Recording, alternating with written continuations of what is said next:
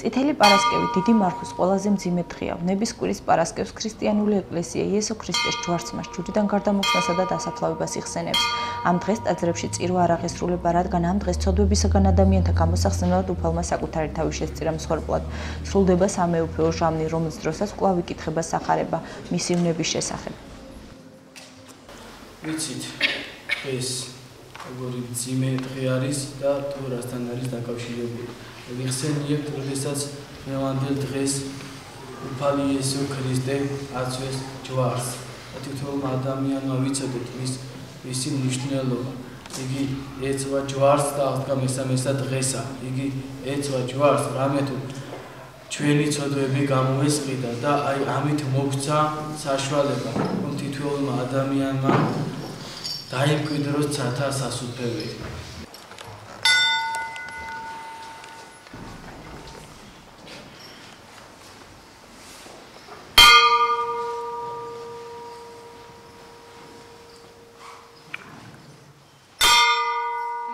დიდ პარასკევს დღის 2 საათზე მაცხოვრის ჯვრიდან გარდამოხსნასა და დასაფლავებას ეკლესიებში სერობას უწვნია. ქრისტე ჯვარზე სწორედ 2 საათზე გარდაიცვალა.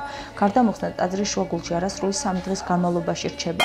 მაცხოვარი ხომ აღდგომამდე 3 დღე იყო საფლავში. მორწმუნეები პარასკევს კვერცხს წითლად ღებავენ, რაც იესოს მიერ ადამიანისათვის დაღვრილი სისხლის სიმბოლოა.